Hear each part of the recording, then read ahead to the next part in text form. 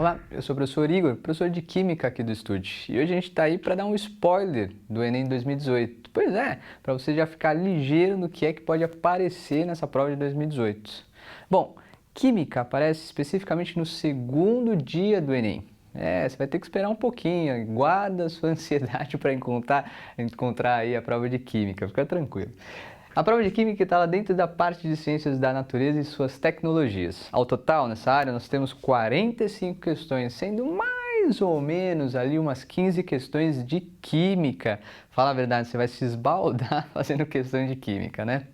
Bom, aqui no estúdio a gente tem uma mania que é muito bom aí para os alunos, que a gente vai avaliando todas as provas do Enem. Desde lá de 2014 até o ano de 2017 tem tudo resolvido, tudo analisado. Isso é muito bom porque a gente consegue mapear aquilo que pode aparecer de acordo com as maiores recorrências, aquilo que mais aparece na prova de Química, por exemplo. Eu elenquei aqui os temas que são mais abordados, por exemplo, as forças intermoleculares, eletroquímica, características das substâncias, poluição ambiental, cálculos estequiométricos ou, de modo geral, cálculos químicos, com as propriedades coligativas. Vamos ver aí o que cada uma dessas coisas podem pedir. Por exemplo, as forças intermoleculares são chamadas também de interações ou ligações intermoleculares. Olha o termo, intermolecular. Então, coisa que liga ou deixa próximo moléculas no estado sólido ou no estado líquido, porque no estado gasoso é uma zona só. As partículas estão muito distantes umas das outras, não há como interagir. Passa muito rápido, nem se comunica. Pois é, as forças intermoleculares, para que você consiga determinar qual é o tipo de interação, você tem que saber antes a polaridade da substância. Então é importante dar uma estudada, uma boa revisada aí na polaridade. Pois é, porque moléculas que são apolares realizam dipolo induzido e dipolo induzidos. As moléculas que, por outro lado, são polares já fazem o dipolo permanente. E então, se for polar com Qzinho a mais, tipo um hidrogênio ligado a FON, flúor, oxigênio ou nitrogênio, fazem a ligação, chamada antigamente de ponte. Ponte de hidrogênio, ligação de hidrogênio. E um spoiler que eu dei em 2017, que apareceu na prova, e muita gente matou porque viu lá o nosso aulão. Olha, quando você tem uma substância iônica dissolvida, por exemplo, em algo que é polar, então você tem uma interação do tipo íon-dipolo. Quem lançou essa história de íon-dipolo, na verdade, foi o próprio Enem. E aí apareceu novamente em 2017, vai saber se em 2018 fica ligado. É uma tendência, então pode aparecer sim. Quando você tem, por exemplo, só para a gente exemplificar mesmo, sal de cozinha dissolvido em água, então eu tenho a dissolução do sal de cozinha em água, como ele é um composto iônico, NaCl, Na+, Cl-, interage com a água que é polar, apresenta um dipolo elétrico íon, cátion e ânion, com o dipolo elétrico da molécula de água. Interação tipo íon-dipolo. Beleza? As forças intermoleculares são particularmente importantes porque elas têm aí a capacidade de explicar muita coisa na química, porque uma coisa dissolve na outra, porque uma coisa é dissolvida em outra, então, enfim, as interações. Por que um fármaco, então, consegue combater um tipo de enfermidade, blá, blá, blá? Porque ela consegue interagir com um tipo de receptor e assim por diante. Por que então, por exemplo, o DNA fica daquela maneira que ela é? Por conta das interações intermoleculares do tipo dipolo aí, ou ponte de hidrogênio no caso, né? Então por que você tem o aquecimento de uma proteína? Ela faz tudo explicado pelas interações intermoleculares. É importante? Muito, mas muito importante, principalmente para o Enem. Né? Agora, eletroquímica, no passado apareceram duas questões, a pilha e também a eletrólise. Bom, pilha é uma reação química que tem como produto, né, a corrente elétrica, então eu consigo, através de reação química, produzir eletricidade. A eletrólise agora é o contrário, então reação química só vai ocorrer pelo consumo de corrente elétrica. É importante que você saiba trabalhar nessa parte aqui com, por exemplo, tabela de potencial, potencial de redução, geralmente, né? Ou então, muito difícil aparecer, mas vai saber, né? Potencial de oxidação. Com a tabela de potencial, capacidade. Quem tem maior potencial tem maior capacidade para. Se eu tenho maior potencial para redução, eu reduzo. E o outro que está comigo se ferra porque vai ter que se oxidar. Bom, nessa história de tabela de potencial, é bom que você fique ligado, por exemplo, nos metais. Metais de sacrifício. E no combate ao processo de corrosão. Se eu quero proteger uma embarcação, um cano, enfim, um portão lá de casa, eu posso colocar pequenas barras de um metal mais ativo com maior potencial para oxidar ou, traduzindo, menor potencial de redução, ele protege o metal ao qual ele está conectado. É bom ficar ligado aí nesses processos de corrosão.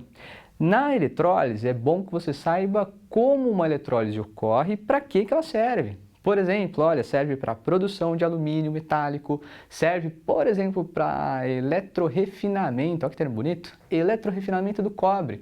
Cobre impuro transforma-se em cobre purinho, e aí você pode fazer fio e assim por diante, certo? E é claro, sempre pensando aí, nesse caso da eletrólise, você tem um consumo grande de corrente elétrica. Bom, em relação às características das substâncias, aqui características de substâncias orgânicas e também inorgânicas. Eu tenho que saber o que é um ácido, eu tenho que saber o que é uma base, um sal, um óxido.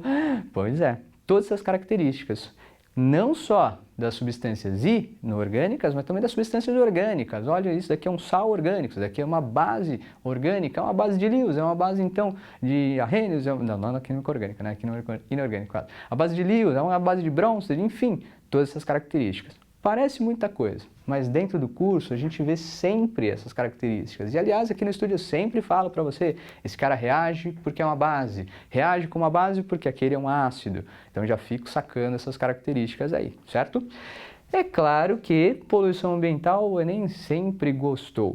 É claro que ele vai puxar sardinha para cada uma das áreas. Pode ter poluição ambiental na geografia? Sim. Pode ter poluição ambiental na biologia? Sim, também. Pode ter poluição ambiental na química? Claro, com certeza que vai aparecer poluição ambiental. E na química, ele vai juntar poluição ou problemas ambientais com características das substâncias ou então com interações intermoleculares. Ele vai falar para você, aqui eu tenho um processo produtivo, alguma coisa do tipo, que elimina, que transforma, que joga na atmosfera, joga no corpo d'água uma substância. E ele vai perguntar como é que você vai tratar ou remediar alguma coisa que foi solta no ambiente. Ah, se for um gás com característica ácida, geralmente é, né? SO2, SO3, esse é o próprio CO2. Se eu consigo, então, identificar que a substância apresenta um caráter ácido, para remediar ou então para segurar essa substância, bota ela para reagir com uma substância de característica básica ou alcalina. Fechou. Então eu sei identificar. Procura lá nas alternativas. Se o gás então poluente é ácido, na alternativa tem que ter alguma coisa que tem caráter, pelo menos caráter básico. Ah, joguei uma substância alcalina num corpo d'água. Não, não pode. Vou remediar. Joga então alguma coisa que possa interagir com ela, geralmente um ácido. Ácido adora reagir com base, base sempre é comida por um ácido. A coisa funciona sempre assim, certo? Então, poluição ambiental pode ser descrita com características da substância, mas é claro, sempre fica em mente lá, né? Aquecimento global em relação ao efeito estufa, chuvas ácidas, de ambiente poluído, de ambiente não poluído, né? Formação aí de óxidos na atmosfera, CO2, SO2, então NO2, enfim, essas características todas que a gente vê bastante.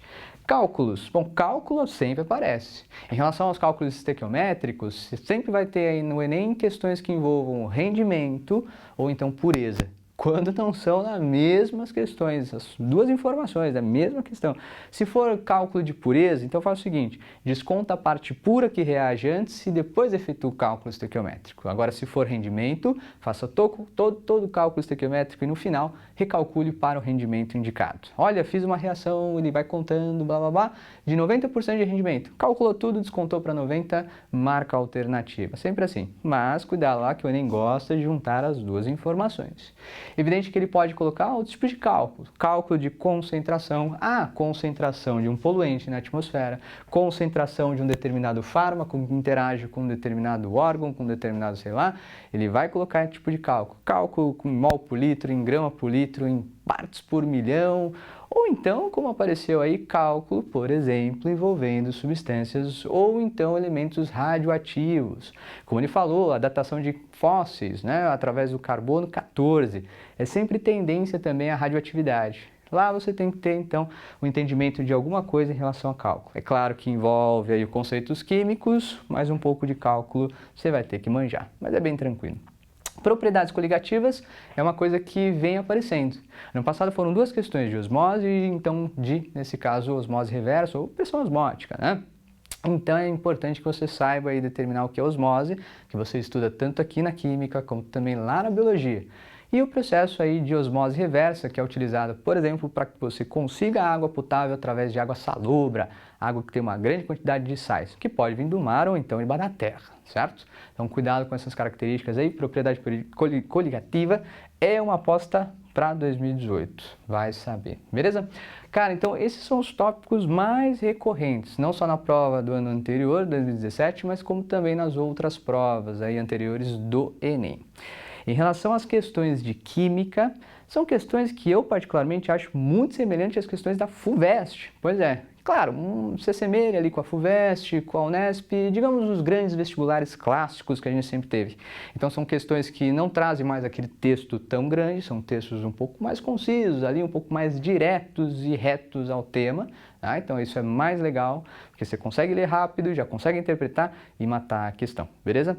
Bom, em relação às alternativas, a gente tem que tomar cuidado no seguinte, os tais chamados distratores, que são alternativas corretas, que fazem sentido, na verdade, quimicamente corretas, mas que não fazem conexão nenhuma com o texto ou com a pergunta.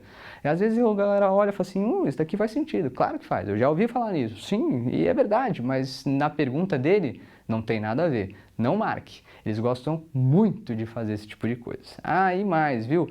Esses conceitos aqui, claro, são os conceitos que aparecem bastante na prova de química.